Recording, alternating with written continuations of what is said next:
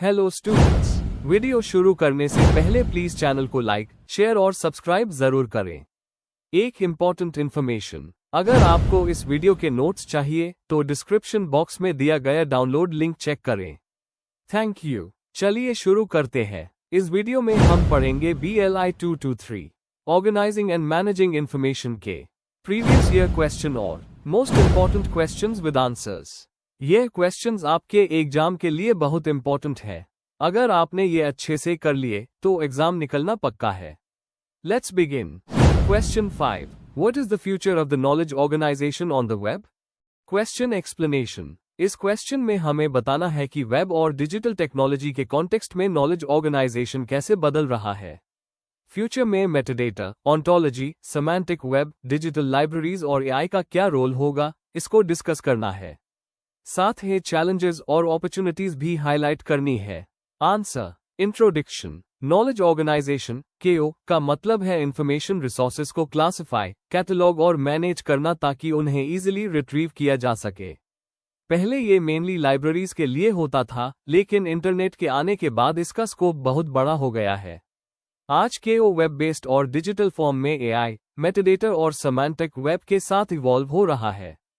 Future में इसका में फोकस एक्सेसिबिलिटी, इंटरऑपरेबिलिटी और यूजर सेंटर्ड अप्रोच पर होगा। Main body. 1. ट्रेडिशनल से वेब बेस्ड KO तक का सफर। पहले KO का फोकस ड्यूई डेसिमल क्लासिफिकेशन DDC और UDC जैसे सिस्टम्स पर होता था, जो फिजिकल कलेक्शंस के लिए सही थे। लेकिन वेब पर multimedia resources, text, images, video, audio available है, जिनके लिए फ्लेक्सिबल और स्केलेबल सिस्टम्स चाहिए।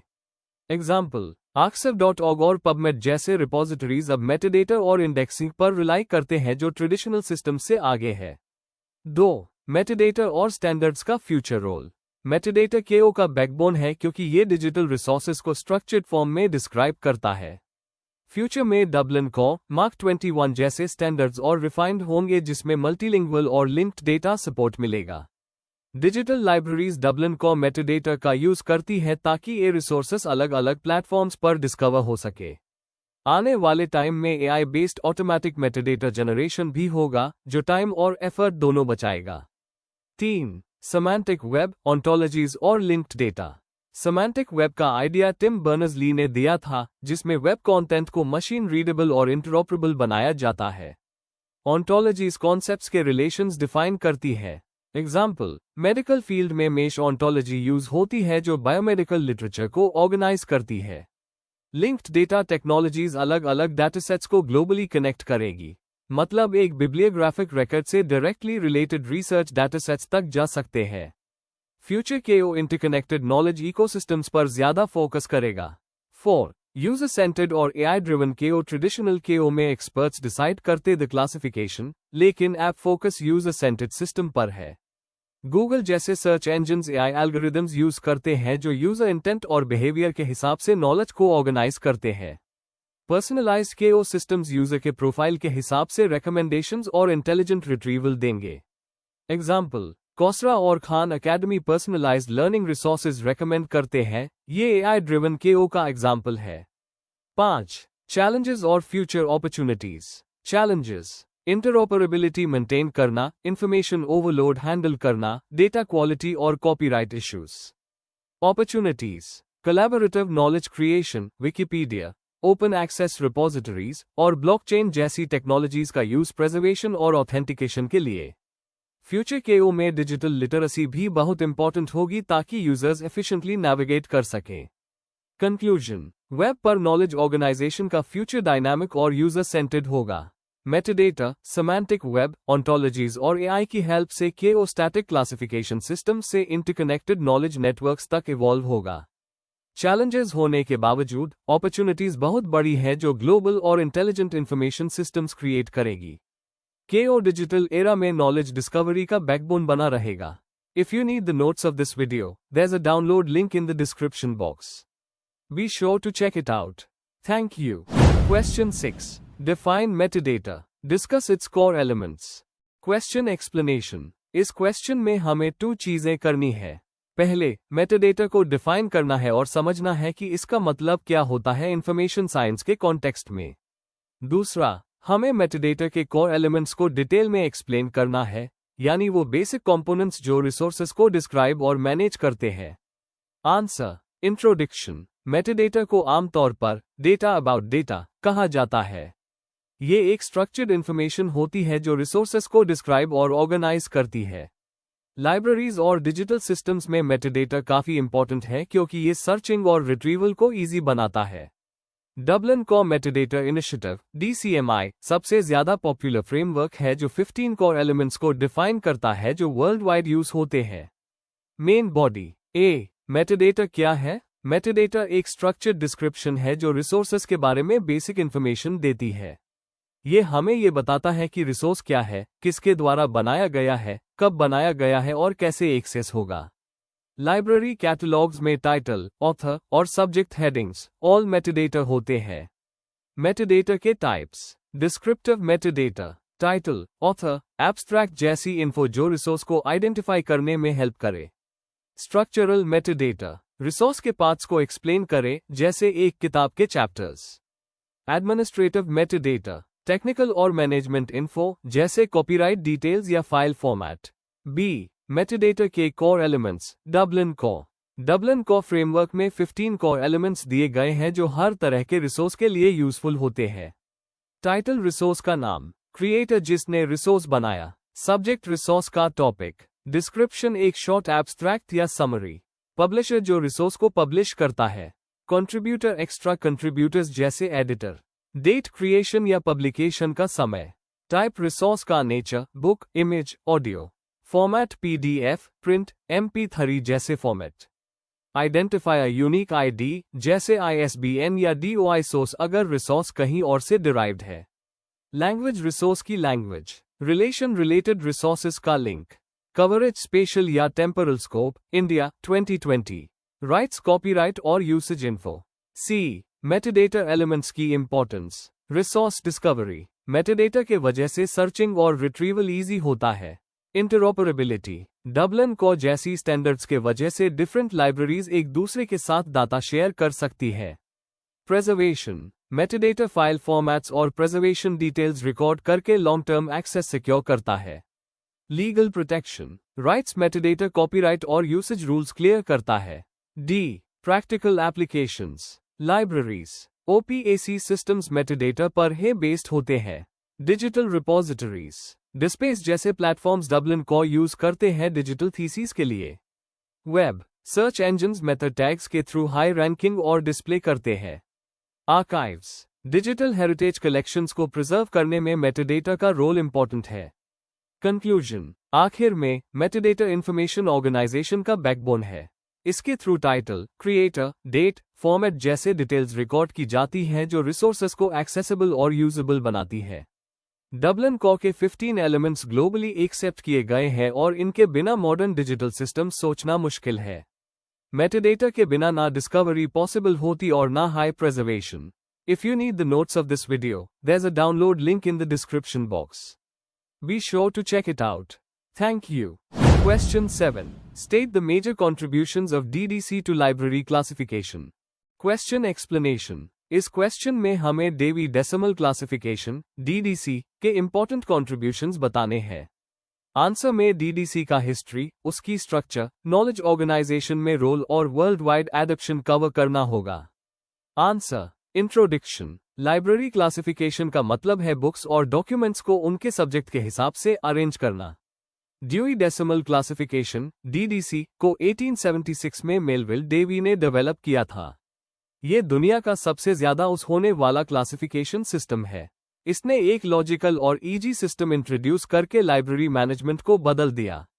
इस आंसर में हम DDC के में कंट्रीब्यूशंस जैसे simplicity, universality, notation system, expansion और इन्फ्लुएंस डिस्कस करेंगे।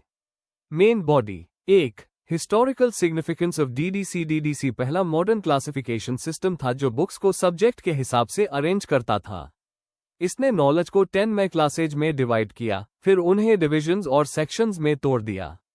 DDC से पहले बुक्स मोस्टली एक्सेशन नंबर के ऑर्डर में रखी जाती थी, जिससे सर्च करना मुश्किल होता था। एग्जाम्पल, आप अगर किसी को साइंस की बुक चाहिए तो वो डायरेक्टली 500 सेक्शन में जा सकता है। 2. Simplicity and universality. डीडीसी की सबसे बड़ी कंट्रीब्यूशन उसकी सिंप्लिसिटी और यूनिवर्सल एप्लीकेबिलिटी है। Arabic numerals और decimals, example, 510 mathematics, 512 algebra, e.g. और वर्ल्ड वाइड अंडरस्टैंडेबल है। ये सिस्टम हर टाइप के लाइब्रेरी में उस हो सकता है, स्कूल, पब्लिक, एकेडमिक और स्पेशल। एग्जाम्पल, इंडिया या यूएसए दोनों जगह एक हाई सब्जेक्ट की बुक्स को सेम नंबर दिया जाता है। 3. Logical and hierarchical structure. DDC एक हायरार्किकल सिस्टम है जो सब्जेक्ट को जनरल से स्पेसिफिक डिटेल तक तोड़ता है। डेसिमल नोटेशन के थ्रू सब्जेक्ट्स को और डिटेल में डिवाइड किया जा सकता है। Example, 600 technology, 610 medicine, 616 diseases, 616.1 heart diseases. इस तरह का लॉजिकल अरेंजमेंट लाइब्रेरियन के लिए इजी है और स्टूडेंट के लिए भी helpful. 4. Contribution to knowledge organisation and retrieval. DDC ने नॉलेज रिट्रीवल को स्टैंडर्डाइज्ड बनाया। रिलेटिव लोकेशन का कॉन्सेप्ट इंट्रोड्यूस किया जिसमें सेम सब्जेक्ट की बुक्स एक जगह होती है। सब्जेक्ट ब्राउजिंग इजी हो गया क्योंकि रिलेटेड टॉपिक्स एक हाई शेल्फ पे मिल जाते हैं। एग्जाम्पल, अगर स्टूडेंट एस्ट्रोनॉमी 520 देखेगा तो पास ही स्टार्स और प्लैनेट्स की बुक्स भी मिलेंगी। 5. Global adoption and influence on other systems. आज डीडीसी 135+ कंट्रीज में उस होता है और 30+ लैंग्वेजेस में ट्रांसलेट हुआ है। इसने यूनिवर्सल डेसिमल क्लासिफिकेशन (यूडीसी) जैसी सिस्टम्स को इंस्पायर किया। मशीन रीडेबल फॉर्मेट्स के थ्रू डीडीसी ने ओपीएसी और ऑटोमेशन में भी हेल्प की। आज के टाइम में वेबदेवी ने इससे और ज्यादा डिजिटल फ्रेंडली बना दिया है। 6. Adaptability and continuous revision. DDC की एक और बड़ी स्ट्रेंथ उसकी अडेप्टेबिलिटी है। आप ओसीएलसी रेगुलर रिविजन्स करके नए सब्जेक्ट्स जैसे computer science, biotech, digital media add करता है। इस वजह से डीडीसी हमेशा रेलेवेंट बना रहता है। कंक्लूजन, तो ओवरऑल डीडीसी ने लाइब्रेरी क्लासिफिकेशन को इजी, यूनिवर्सल और लॉजिकल बनाया।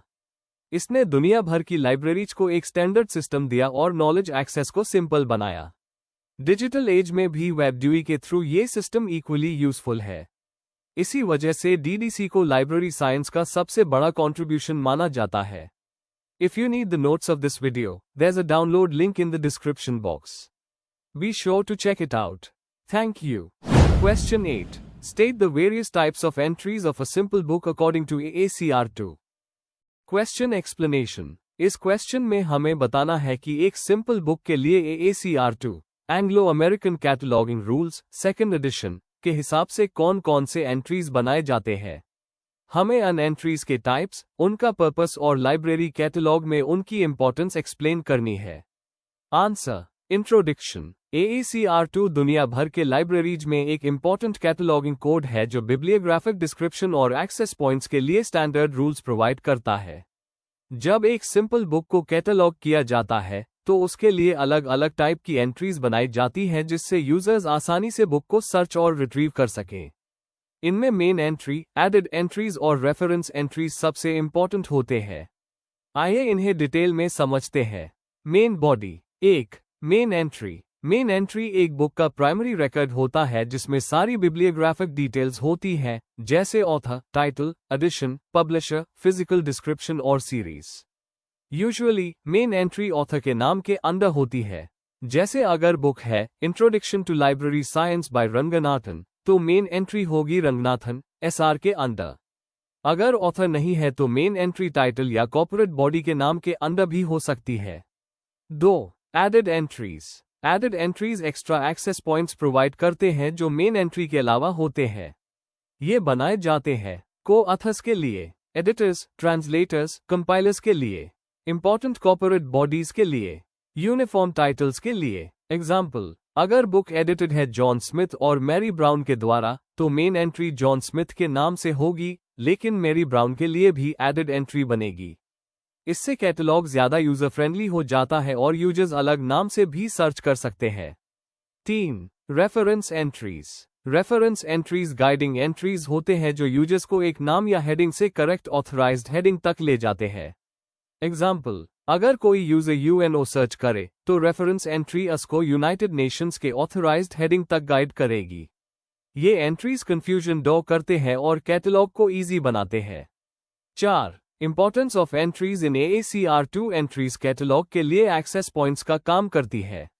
ये एंश्योर करती है कि एक बुक को multiple approaches, author, title, subject से सर्च किया जा सके।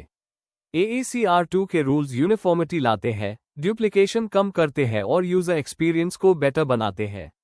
आज के OPAC सिस्टम्स में भी इन एंट्रीज की इंपॉर्टेंस बहुत ज्यादा है।